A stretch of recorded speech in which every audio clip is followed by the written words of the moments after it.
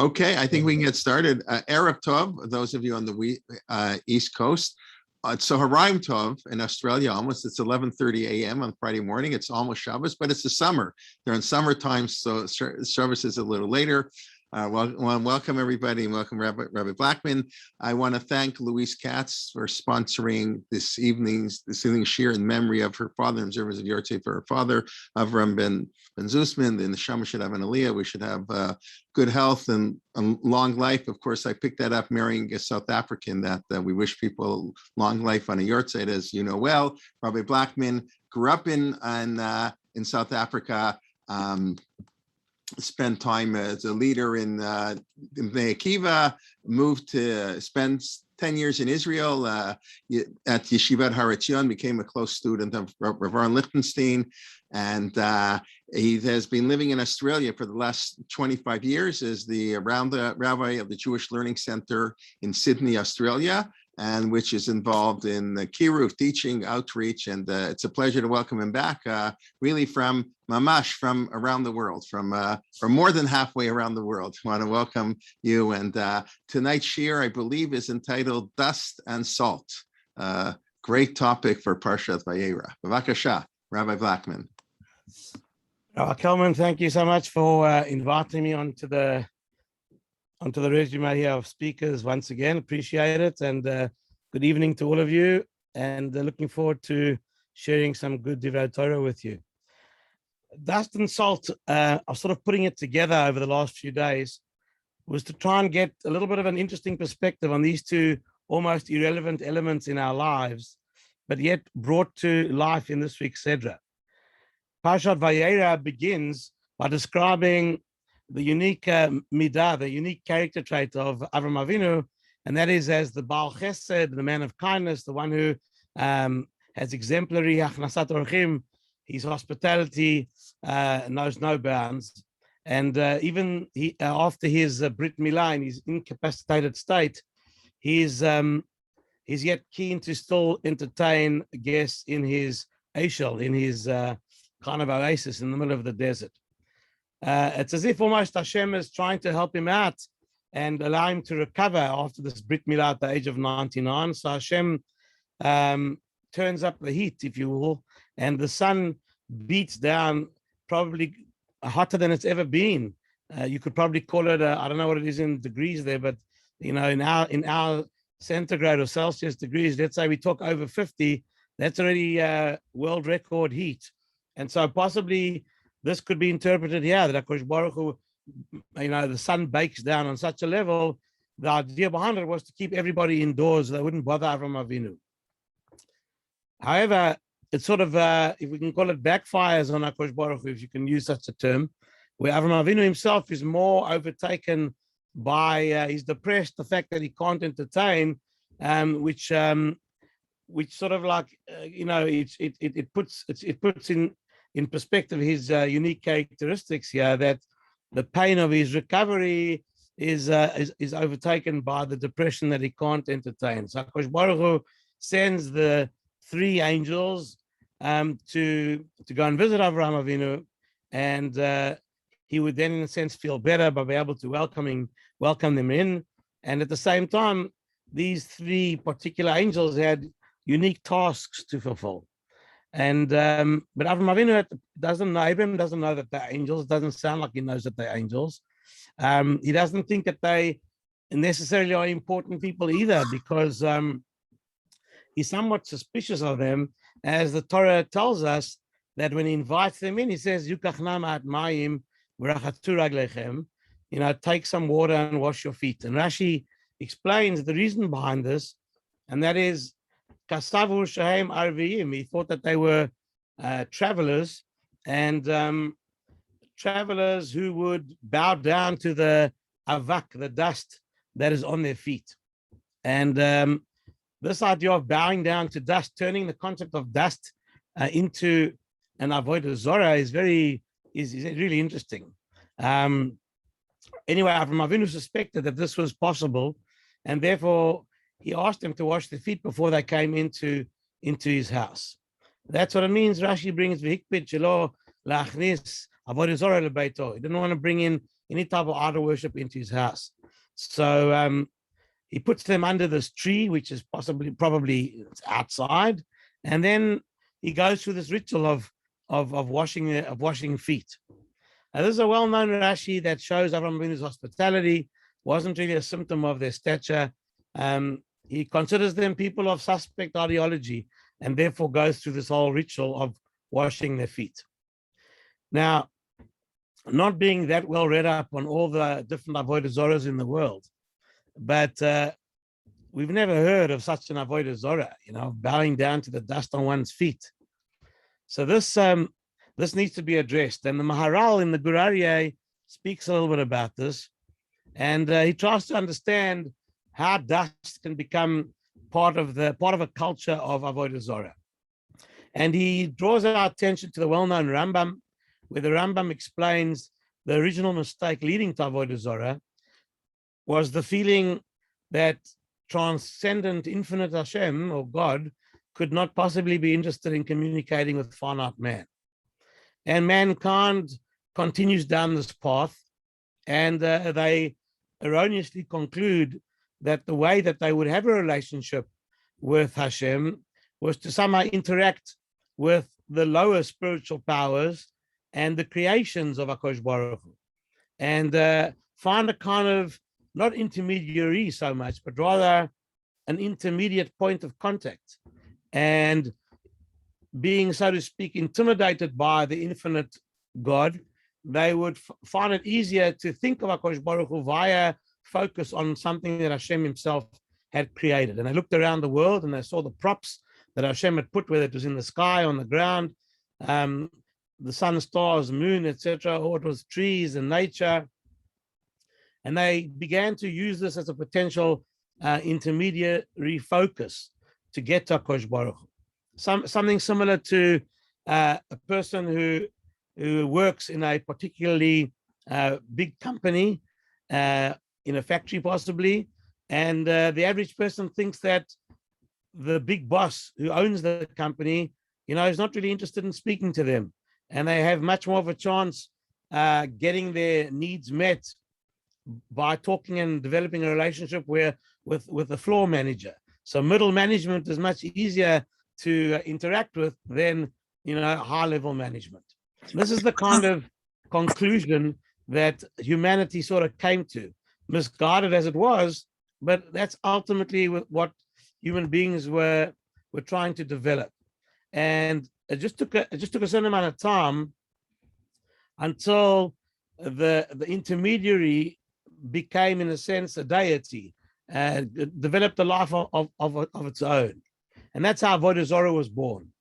But if this particular theory is true, then what the Maharal suggests is that the lower the item in terms of in the eyes of mankind, the easier it is to deal with. And so there's nothing lower than dust. And that became, therefore, a focus of people. And when you take this bad svara to a wrong conclusion, you get to the concept of dust worship. This is how the Maharal looks at this idea of how dust could be avodah zorah, and Avraham Avinu was making sure that none of it came into his home. However, it's interesting that the Shaloach HaKadosh has a very different approach, and you can find it in his Perush Torah Or. He sort of looks at it slightly differently, and he says like this. He says, I don't think we even need to explain the rationale behind dust worship. It's not so much the dust worship that really, sort of underpins what's happening here, but rather, let's take an understanding of what's going on that particular day, as we described in the beginning of our discussion. The Torah tells us that it's a ridiculously hot day, a hot day that nobody would be seen walking outside. That was the idea of it. So what was HaKadosh Baruch Hu doing? Hashem brought the sun out, so to speak, and the heat was generated by the sun. Now, says the Shaloach HaKadosh, it's well known that people worship the sun being probably the most powerful star that we encounter directly. And so people used to bow down or worship the sun. Now, the koyach, the power of the sun is in the fact that if you leave something in the sun too long, then what the sun does is it dries it out and ultimately turns it into crumbling dust. And so if you leave a book outside in the sun, you leave anything made out of plastic outside, leave anything outside in the sun. It's just a matter of time until all the so-called moisture is sucked out of the item, and the thing just crumbles. And so, really, says the Shalach Kodesh, dust is not so much that it's not the worship of the most lowly or worthless entity in the world, like the Maharal thinks, because human beings are looking to not be intimidated by anything, but rather it's actually the opposite. Dust is the antithesis of worshiping something that's worthless. Dust is actually worshiping the sun. Dust worship is really sun worship, because the koyach of the sun is really seen by the fact that it can cause things to decompose and ultimately be reduced to dust. And therefore, if a person subscribes to sun worship, which was prevalent in those days, so he actually looks at dust reverentially, because look what the sun did to this. And then you accord dust elevated status because you are a chassid of the sun. So this is really what the Shalach Kodesh suggests is going through Avram Avinu's mind. He understands that these are dust worshippers, which means that it's a sniff, a branch, it's a new sect of sun worshippers. The question is, how does Avram Avinu know? How's he so certain that they were sun worshippers? Now, again, focusing back on Rashi's comment, Rashi tells us what the weather was like on this day. It was so hot that no one in their right mind would ever go outside. And all of a sudden, you see three stooges on Tiyul. So you ask yourself, like Avram Avinu did, what are these three Meshugoyim doing? Who walks in the desert? They're traveling in the middle of the desert, means they've been traveling for a while. Who does this? Who comes out on this kind of a day? Nobody in their right mind is going to go on Tiyul, on such a hot day. Now, of course, we know they're angels, which means that they're weatherproof, and they're coming to do the tafkid Hashem had given them, whether it was to cure Avram Avinu from the Brit Milah, or to give him the nachat ruach of the Hachnasas Orchim, or to give the good news that Sarah will have a child, and then to move on to Sodom. That's what they were doing there. But in principle, Avram Avinu is under the assumption that they aren't angels, that they're regular human beings, and he wants to know what are these normal mere mortals doing out on such a ridiculously hot day. And so Avram Avinu comes to one conclusion: why are these guys? Who's going to walk around on such a hot day? There's only one conclusion, and that these are really frum sun worshippers. Everybody else stays at home, but if you worship the sun, it's Simchas Torah. So there's never been a day that the sun shone like this before. And if there are three people out there on a day like this, this equals sun worship, which equals dust worship, which equals please wash your feet and make yourselves comfy, under the tree, outside. So this is the Shalach Kodesh's interpretation, of what it means here, what the metaphor behind what the idea behind dust worship, is all about. Now, there's an interesting philosophical approach where we look at these concepts like dust slightly metaphorically to try and see what drush, what deduction, philosophical deduction we can extract from this idea of dust and why you would worship it. So we've given a number of perspectives so far. Now I'd like to share with you a lovely insight, a chidush that I saw in the writings of the Sefer Nachalat Yaakov, which was written by Rabbi Yaakov Milisa, the famous Gaon, who we well know from his Perush on Choshen Mishpat and Sifas HaMishpat, but he has a Sefer Nachlat Yaakov, and he has a lovely insight explaining what this is, this idea behind dust worship. And he takes us on a little bit of a tangent. So just bear with me as we sketch, another principle before we get to answer this idea of the dust. He quotes Gemara, Masechet Brachot Daf Mem Gimel Amud Bet. The Gemara has a cryptic piece of Agarata, a kind of a lesson to us. And the Gemara says, if a person takes wide steps, Psia Gasa, it's like you mamash putting effort into wide steps as you walk. Notelet echad mitafkuf mimoor einav. 1 in 500 of your eyesight is compromised if you are somebody who regulates themselves to engage in a psia gasa. You maybe you run and you walk fast, big steps. Okay, the person who does that is going to lose 1/500th of their eyesight. My takante, says the Gemara. What's the antidote for this? Says the Gemara, lahadre b'kedusha devei shimshei. Make kiddush on Friday night.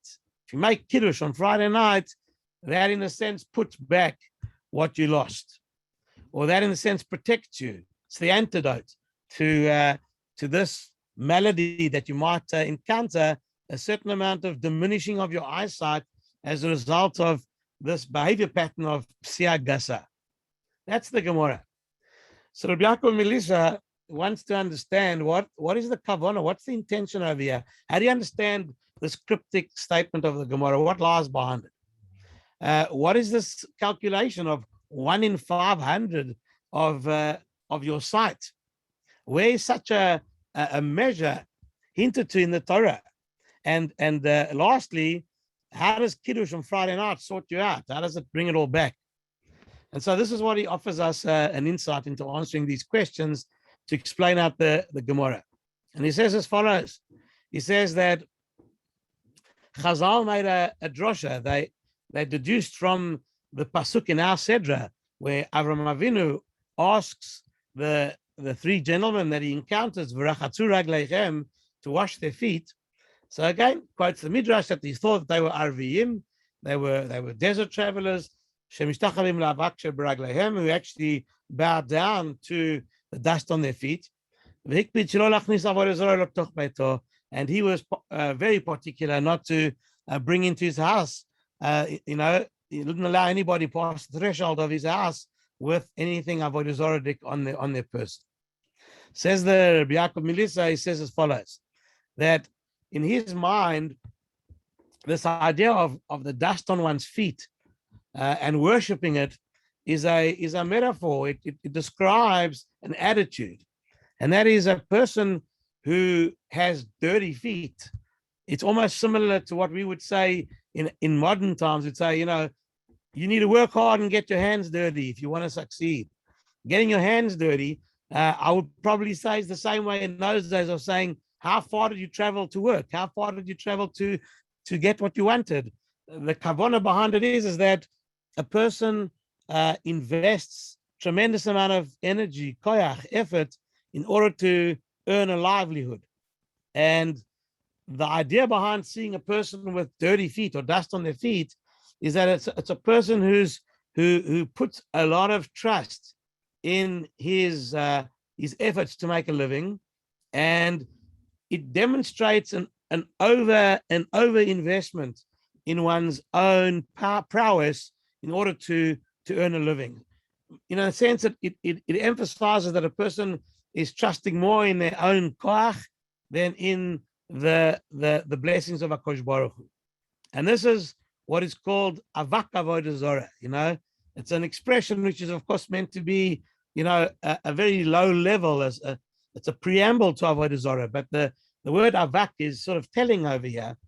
Avak avodah zarah means the attitude is there. The worship might not be there, but the attitude is there. And the attitude which is most problematic for humanity is to walk around thinking that it's human koyach, kochi v'otzem yadi. It's the power of the human being. The more power, the more success. And therefore, because I want to be successful, I have to invest more and more and more and more time until eventually I cross the line and I lose sight of what's really important in this world because I'm addicted to chasing material things. And a person has to know a big challenge is to find that balance between emunah and bitachon in HaKadosh Baruch Hu and the amount of hishtadlut, the amount of effort a person invests in being successful. That balance we all struggle with. That balance is really tough to really get right. But a person needs to appreciate that from HaKadosh Baruch Hu comes the mitzadei gaver, the ability to walk. The description here as mitzadei gaver, a person walks the steps of a human being. HaKadosh Baruch Hu predetermines, if you will, how successful a person is going to be to a certain point. But a person has to trust in Hashgacha Pratit, in the divine providence of God, and balance the two so that you don't lose sight of the spiritual in pursuit of the physical. A person has to do their hishtadlut. There's no question. A person's not allowed to rely on miracles. And you've got to find the middle road over here. And these characters who are described as, desert wanderers with dust on their feet, the implication or what Rabbi Yaakov Melissa sees is they represent people who feel that all of their parnosa comes from their effort spent going from place to place to pick up jobs all over the place. And they represent those who think that one's entire livelihood comes from one's own investment. And that attitude is avak avodah zorah. It's like equivalent of somebody who's bowing down to the grease on your hands, to the dust on your feet. And therefore, Avraham Avinu wanted to teach them that there's this balance that is important to achieve. Wash your feet. He wants to try and teach them about belief in HaKadosh Baruch Hu and balance out humanity's addiction to the pursuit of the material with the investment in the spiritual as well. That's how Rav Yaakov Melissa wants to interpret, this Gemara. We'll get to it how he fits it in, but this is the idea. This is the metaphor. Now it's interesting that the same kind of theme is brought to life by the Kotzker Rebbe. The Kotzker Rebbe makes an interesting comment. You'll see how it's quite difficult to apply this, but the Kotzker Rebbe's launch pad for this idea is, again, it's a drosha, it's a deduction that Chazal, the Rabbonim, make, quoted in the Gemara Masechet Tanit Yud Amud Bet. The Gemara talks to a pasuk which describes Yosef and the brothers. After Yosef has revealed himself to the brothers now want to go home. The brothers want to, Yaakov Avinu is sitting at home wallowing in his misery, and they now know that Yosef's alive. Of course, what they want to do is get back home as quickly as possible. So the pasuk says that Yosef told them, "Al tirgazu badarech," don't go mad, don't speed, on your way home, And the Gemara has this drosha, "Al tafsiu psia gasa," don't run. This is an interesting idea. What was Yosef telling the brothers? What was he telling them? So he says, he said to them as follows.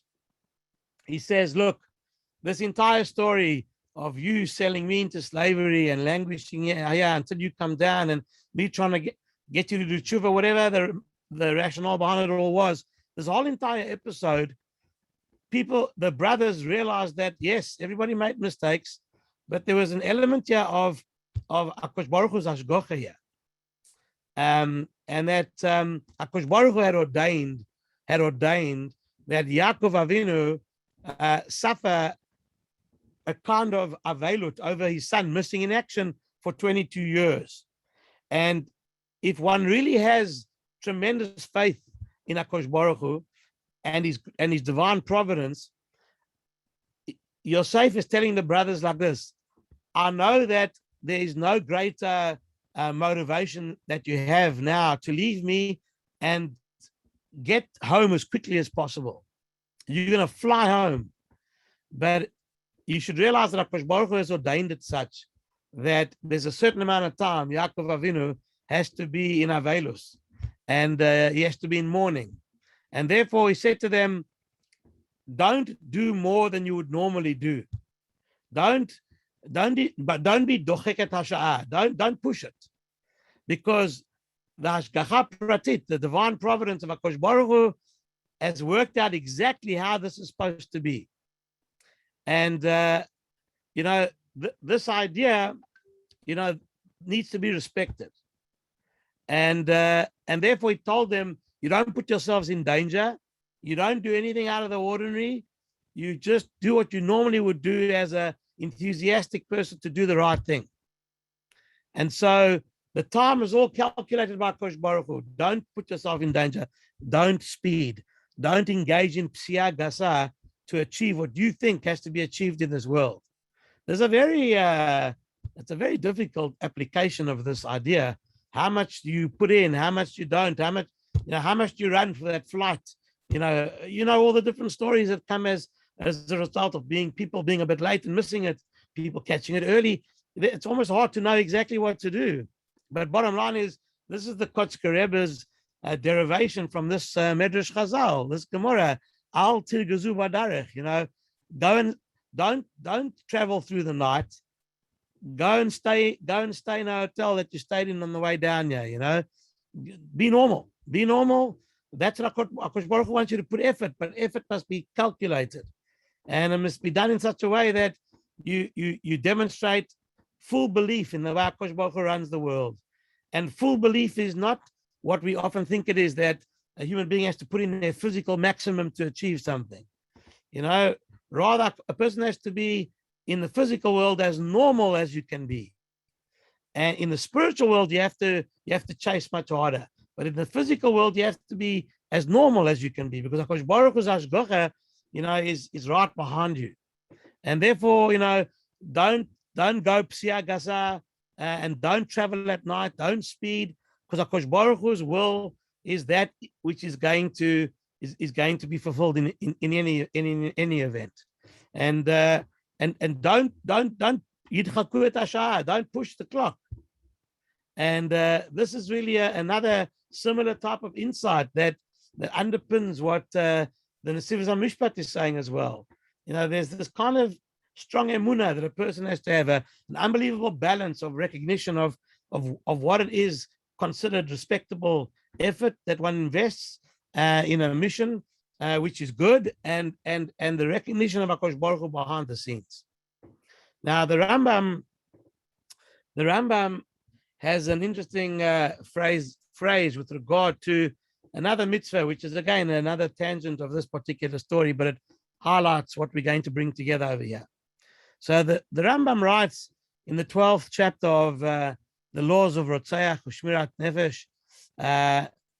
When the Rambam there writes in Halacha Yud Daled, he talks about the violation that we all have to avoid, and that is to be careful not to violate the din of lifnei iver, to put a stumbling block in front of a blind person. It's interesting that even the person is called, the person who's walking simply in the street and he's unaware of what somebody else is going to, do, what stumbling blocks someone's going to put in front of them, that the person is called is called an iver. Is called an iver, a blind person. The Rambam interprets that the blindness is not necessarily a physical blindness. It can sometimes be you've got iveret haseichel, where you're not aware. You're a perfectly 100% physically blessed individual. Everything's working great. We use the phrase lifnei iver in front of a blind person. Don't put a stumbling block. But you could be a perfectly healthy person, and you're still called blind because somebody doing something where you're unaware, it's intellectually unaware. And so therefore, even somebody who's intellectually unaware, is the person is considered blind, metaphorically blind. And somebody who violates, your space and creates a scenario by which a stumbling block is, put in front of you and you aren't aware of it, that's called a michshol, that's called a stumbling block. So we see just from the Rambam's metaphorical interpretation, or the idea behind being a blind person is lav dafka blind, it's intellectually unaware. So you see from here that somebody who's got this intellectual impairedness is also called a blind person. And with this, we can now understand this Gemara. We can interpret the Gemara that a person who takes a large step, who puts in extra effort, more than what's required, loses 1/500th of their sight. The idea behind it is that a person who puts in more effort than they should and violates this delicate balance and does speed on the road because you think you're justified because of the ends are justifiable, and therefore when you do that, then you demonstrate that you've lost perspective, the kind of a intellectual sight, understanding, a little bit of your perspective, your intellectual awareness of that delicate balance has been compromised 1 in 500. We'll get to the number in a second. And the perspective we're looking to try and master throughout our lives is the balance between knowing what the right amount of effort is, how much koach and otzem yadeinu, that means effort needs to be invested, with the belief in what HaKadosh Baruch Hu is doing is for all of our good. The so-called awareness, perspective, the einay of the seichel, has to be measured.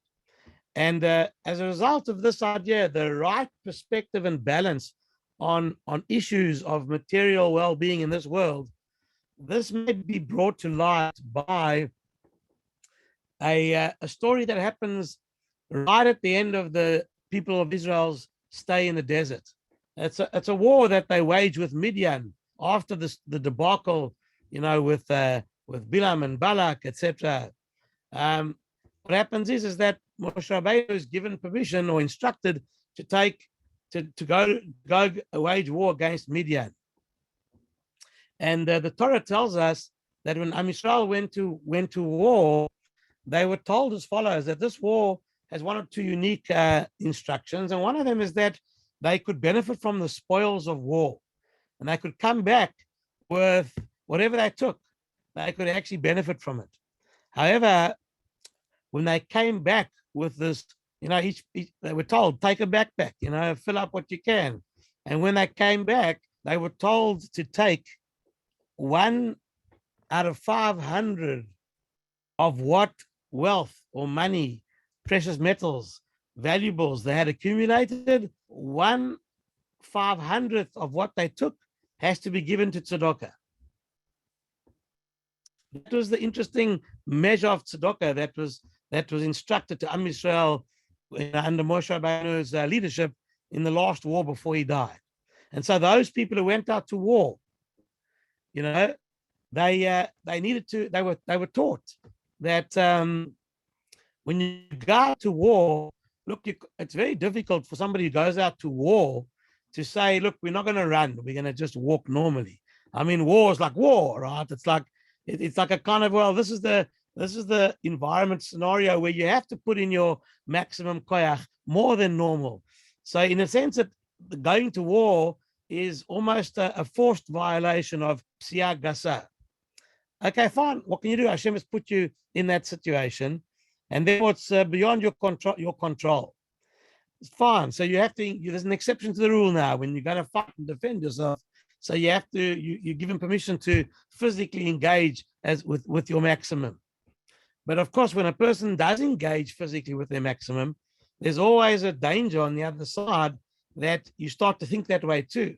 And being a soldier in an army, the army is not an environment which is spiritually charged. The regular army, you have to really watch yourself, because so many base drives come to the fore. And therefore, in order to almost counteract, the perspective that might have been, influenced as they fought this war, they were told, when you come back, you got to give tzedakah. You got to give a truma, and the figure that was given there was 1 in 500s, and the idea behind it was to show that everything belongs to Kosh Baruch. So it's interesting that this number, which we were trying to work out where the Gemara got the number from, we have a source in the Torah where, the number, let's call it the ratio of what you can keep to what you have to give to tzedakah, is quite unique. It's not very much, 1 in 500. But the fact that the numbers mentioned here within this particular scenario of going to war, trying to be an antidote to an incorrect perspective on your role in the physical universe, specifically because you've been forced to invest physically more than you would normally, we can draw a conclusion that this is what the idea behind this number is. So when the Gemara comes along and says the following, the Gemara says, what are we trying to tell you? That a person who invests more in their physical well-being than they should shows a certain lack of faith in HaKadosh Baruch Hu, and one has to struggle their whole life to get this balance of acceptable investment and faith in HaKadosh Baruch Hu correct. But when a person overshoots that line and does more than they should, they lose. The danger is to lose perspective on who runs the world and how parnasa is given to us. And therefore, this is described in the Gemara. The Gemara says the person who demonstrates that they have overshot the correct line of balance has, in a sense, become blind. 1 in 500. You've lost your perspective on this unique balance. And the only way to get back, the antidote to correct one's perspective, is beautifully put by the Gemara as being the ability to make Kiddush Friday night. And why is this act of Kiddush Friday night given as the antidote? Is because somebody who keeps Shabbos, as Shabbos, you dedicate, you're a Shomer Shabbos person. So a person who says Kiddush Friday night and praises HaKadosh Baruch Hu, giving us a day, and this particular day forces us to put everything physical aside. You don't do any malacha. There's no work on such a day. Shabbos demonstrates, by stopping to work, Shabbos demonstrates that you believe in the divine providence of HaKadosh Baruch Hu, and that the 6 days of work that he allowed you to do is enough and good enough for a good life. And therefore, this attitude is strengthened by the whole concept of Shabbos, that we are developing a perspective of balance between a person's koach and otzem ro is invested in his parnasa and HaKadosh Baruch Hu's hashgacha, and Shabbos brings us all together. And therefore, the Gemara expressed in such a way that a person who does overdo it during the week, you worked too late at the office, and thereby you compromised your family life and your time with your wife and your time learning because you were pursuing that deal, and you thought you have to do it now, even if it means compromising on other values. You're going to do it because you're in it. You're in the middle of it. Every week, HaKadosh Baruch Hu forces, you've lost perspective. You carry on doing it too long, won't be healthy for your whole entire family. HaKadosh Baruch Hu designed the world to protect us. How do you do tshuva? How do you protect against that perspective? You make Kiddush Friday night because that brings a perspective, this balance between a person's personal investment in his well-being and belief in HaKadosh Baruch Hu at the same time. So, this is a number of perspectives on the concept of dust worship. That's, and we'll leave it there as far as dust ideas that are extracted from this.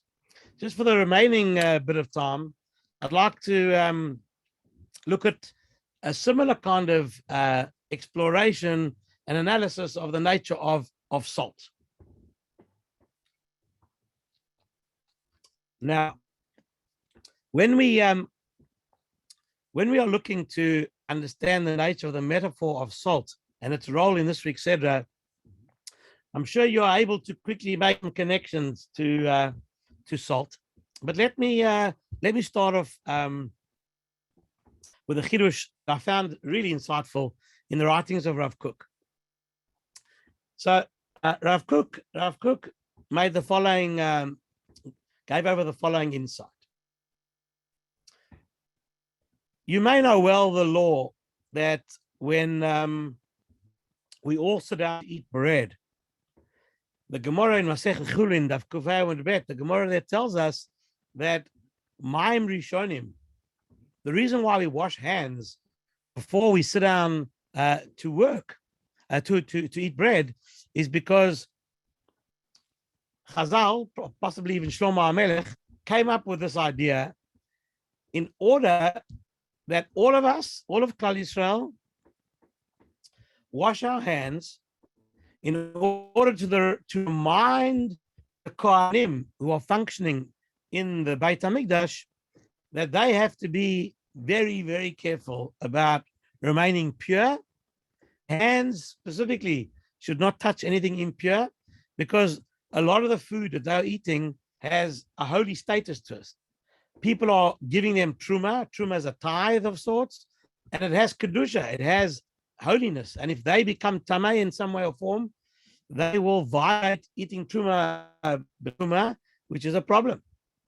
And so therefore, Chazal decreed that all of Klal Yisrael wash hands before eating bread, which was the staple diet or staple donation tax given to the Kohanim, so that they, the Kohanim, should also do the same. So that's really the idea behind the washing of that we have before bread. There's actually another element there too as well, and that is that there's a form of ritual purification over here, you know, almost similar to a partial immersion in a mikveh.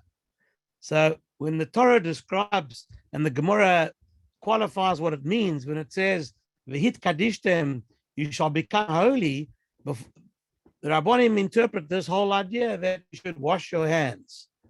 And this is the rabbinic decree with its different reasons as well. So this is the rabbinical decree to do netilat yadayim, wash hands before meals, in order to, it's based on the purification that the Kohanim underwent before eating their truma offerings. Okay, that's the netilat yadayim as we know it. The Gemara in Chulin describes further, and it tells us that there's a concept called mayim acharonim. You know, when you finished eating, you need to wash your hands before benching. You see many people buy all these little nice, tzatzkeri things, mayim acharonim bechers, where you have a little bit of water, you can wash your hands. That's really what we all do. Now, most people, if that the rationale behind it is quite simple. Most people will wash their hands, after eating a meal where their hands are dirty. So, if you're eating ribs with your hands, you want to get up and do something, you have to wash your hands. So, a finger bowl is sent around and you wash your hands. So when your hands are dirty, obviously you wash your hands. But even if in our day and age where you're eating with cutlery and you're good, you did well. Your hands aren't dirty. So do you still have to wash your hands after the meal? So yeah, this is an interesting discussion. And the Balei Tosfot, Rashi's grandchildren, they're the ones who make it quite famous that rabbis decree that you need to wash your hands after eating as well. And the reason that you have to wash your hands is because in those days you ate with your hands.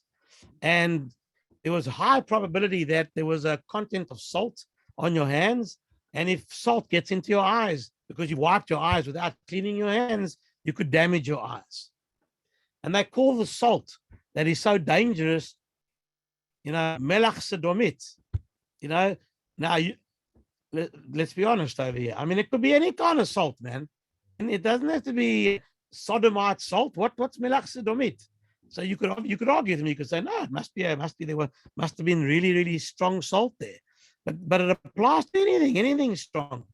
I remember my kids having this, we had a good laugh, or when this happened to one of my kids who didn't listen to us after consuming a container of Mexican chili Pringles, and after doing that, of course, you eat Pringles with your hands, right?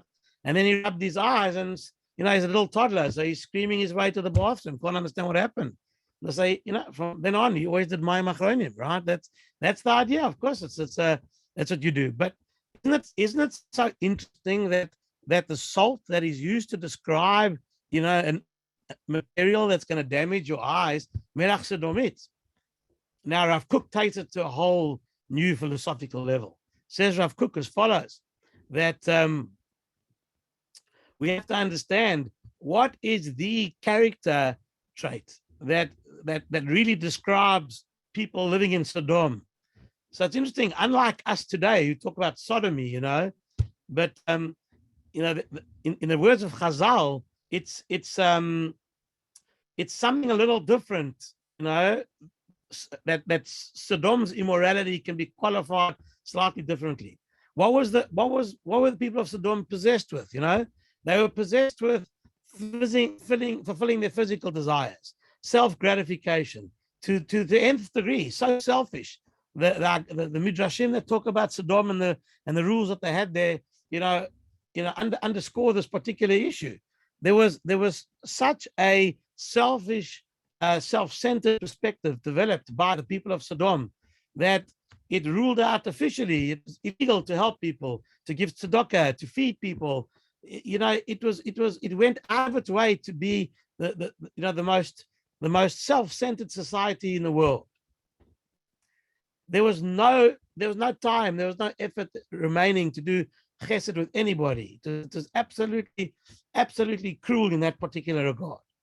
And of course, by extension, that defined the pleasures that they had energy to pursue.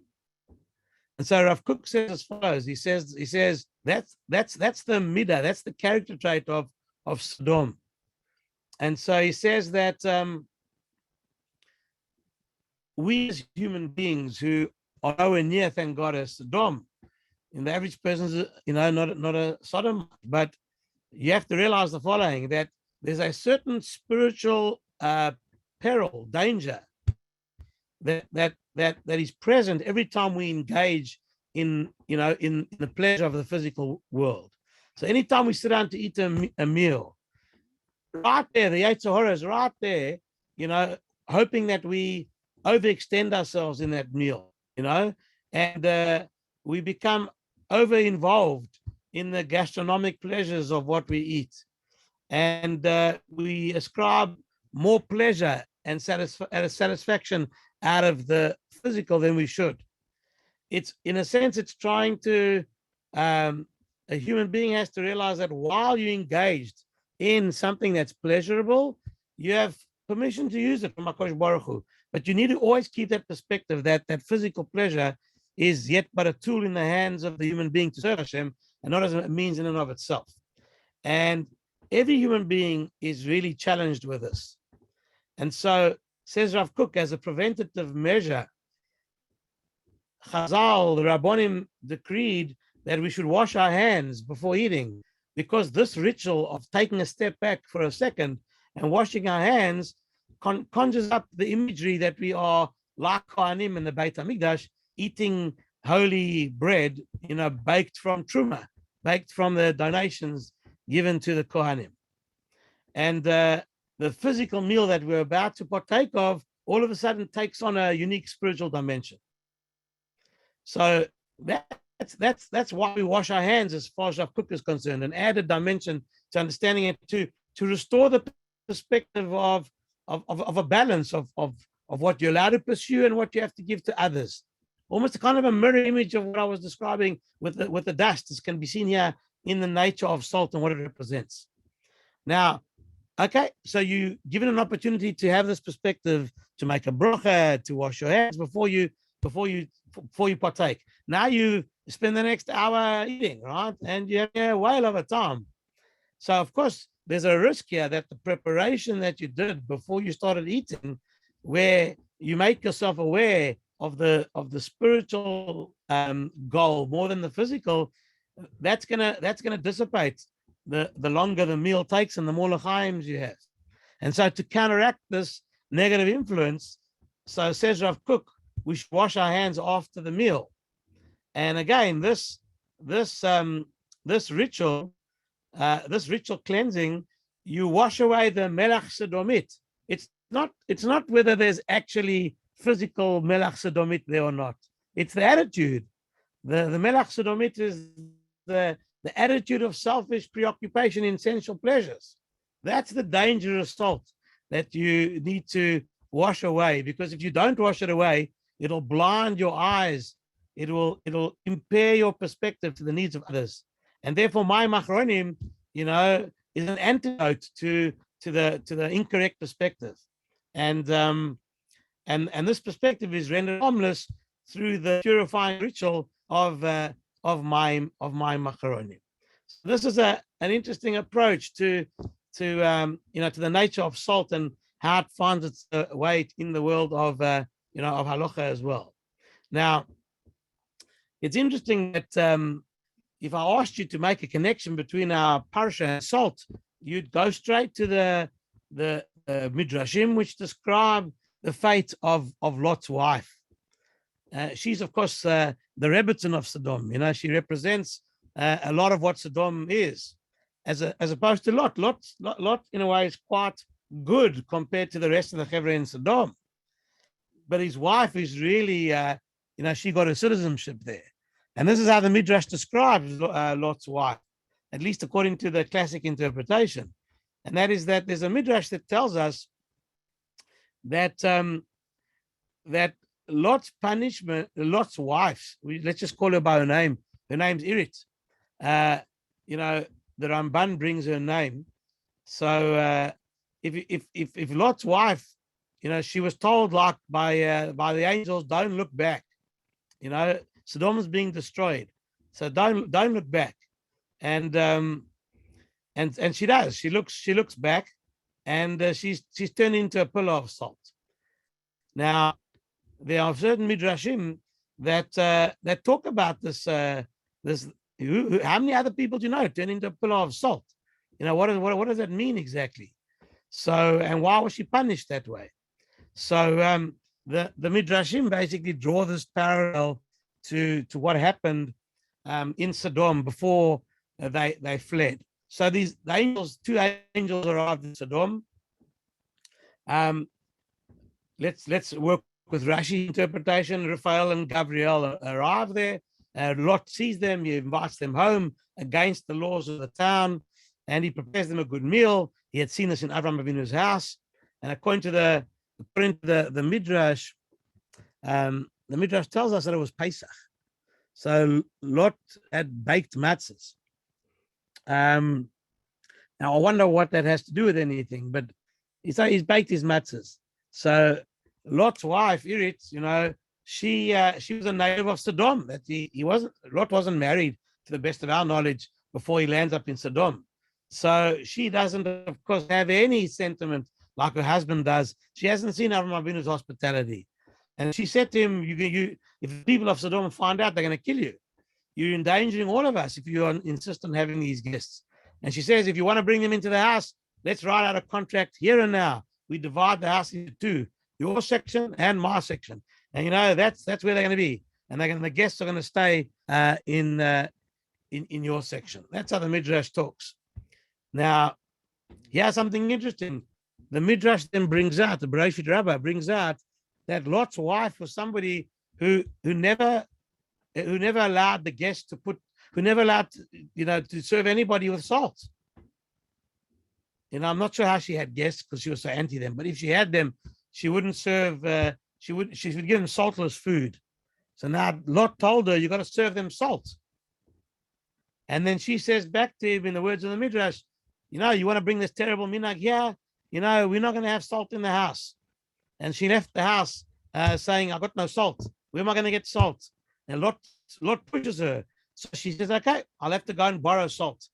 So she goes and borrows salt from the neighbors. But this genius, what does she do? She runs around, knocking on her neighbor's door saying, listen, my husband's driving me mad. We have guests. Can you give me some salt? And that's how the people of Sodom knew that they had guests, because Lot's wife, with this whole salt story, she's the one who told everybody that the guests are there.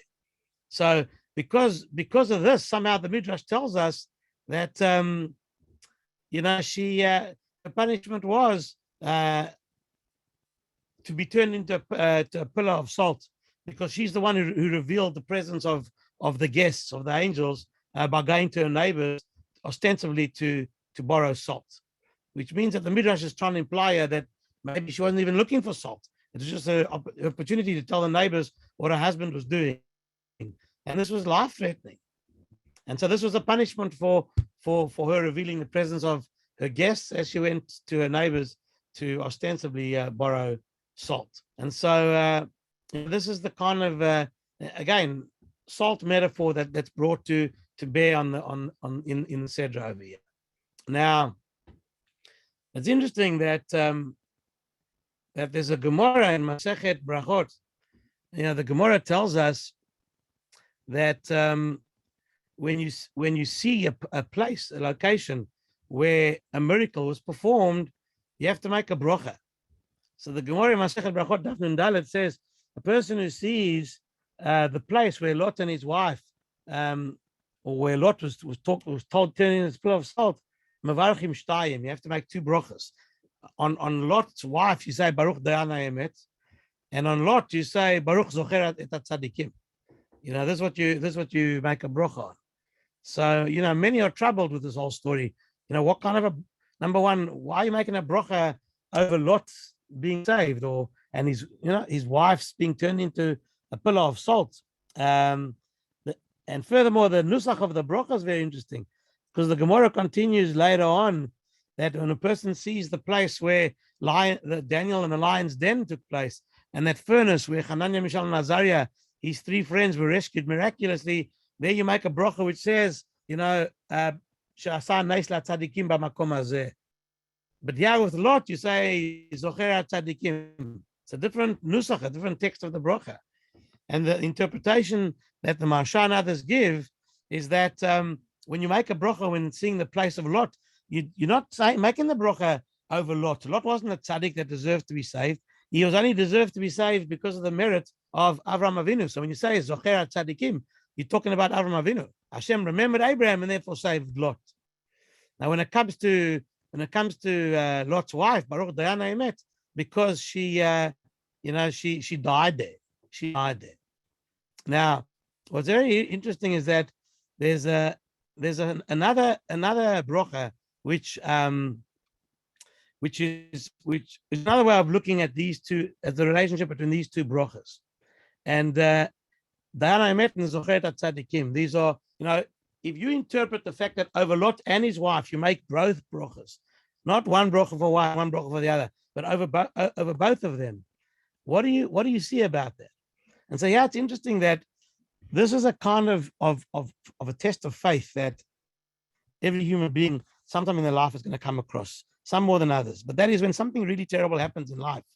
You need to take a step back, and the only way to deal with it is to realize that Hashem controls the world. It's like salt. Sometimes a little bit of salt is fantastic. A big bracha makes everything taste amazingly. Too much salt is destructive. And so you have to always watch that out of every bag of salt will come something good. And so the same thing happened over here with Lot and his wife, right? This is out of the whole story of Lot. Lot was left alone with his two daughters. They slept with him. Ammon and Moab came, and those two nations were the people who motivated Nebuchadnezzar to destroy the temple. They're the bad neighbors that the Gemara in Sanhedrin talks about.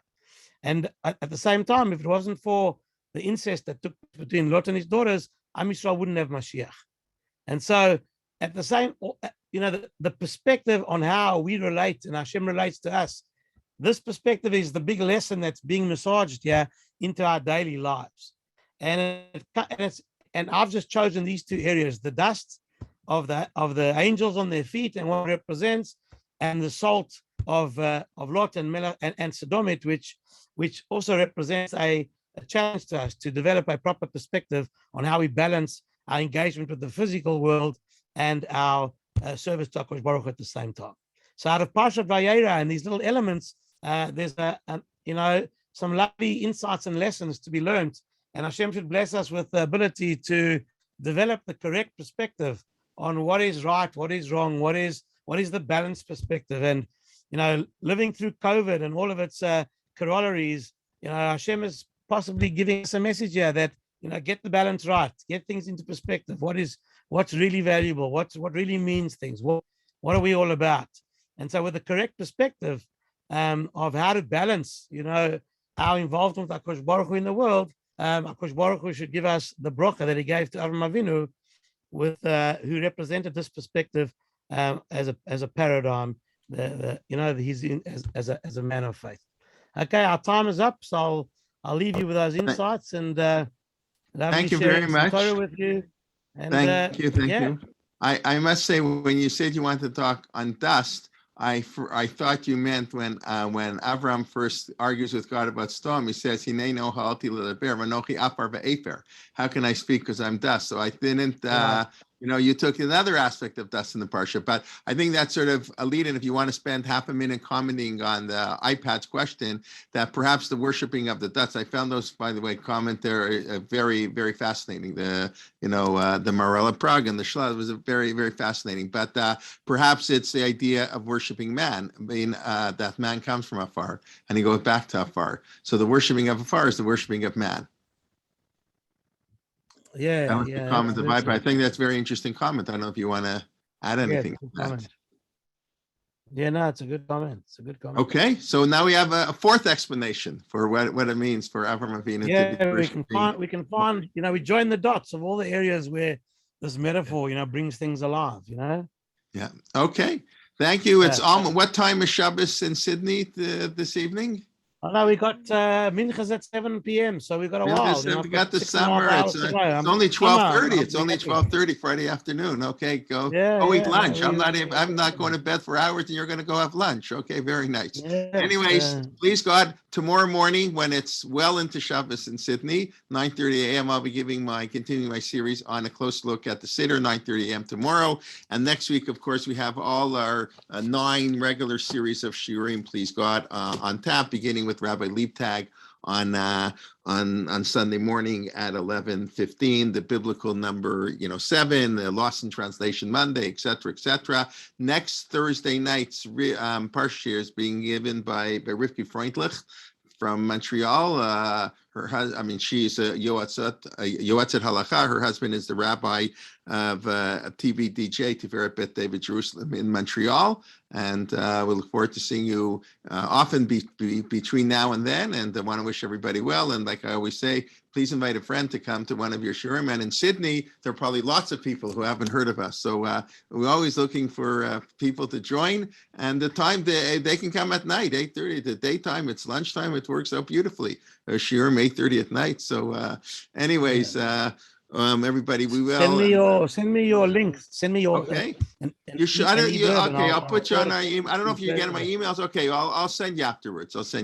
Thank you very much. Okay, want to wish everybody well. Good night, and okay. Shabbat shalom. Shabbat shalom. Okay, thank you. Thanks. It's a small world, right? The small world out there. It's just It really is. It's beautiful. I find the whole thing that there are people, I don't know where everybody's from, but I know where some of the people are from. And of course, all over the United States and Canada and Israel. Now I doubt there are too many people from Israel, but in the daytime. And I think it's a beautiful thing to throw in Australia on this, mamash, very nice. And England, whatever, DJ from England. So it's very nice. Okay. Thank you very much. I think the truth is that we should have a whole shiur on salt, because there's the flip side of the coin where salt represents the salt on the mizbeach, right? That's I thought you korbanecha. Yeah, I ran out of time. Right? I was debating whether I should do only salt or throw in the dust as well. Yeah, that's why I asked when you said dust, and okay, Afar for Afer, then it seems like Yeah. a beautiful I shot just there. I ran out of time. The difference between Afar and Afer. There's a whole interesting Yeah, analysis yeah. there, but yeah, very nice. Okay, have a good Shabbos. All And, okay, be well. Should have a for good Thanks, occasion. Rabbi. Come and be well. All the best to you. Okay, very good. Bye, Bye Gazelle. bye. Thank you Cheers, very cheers, much. bye. Thank you. Have a Pleasure. good night. Thank you for Thank you. listening. Look forward to seeing everybody soon. Yeah.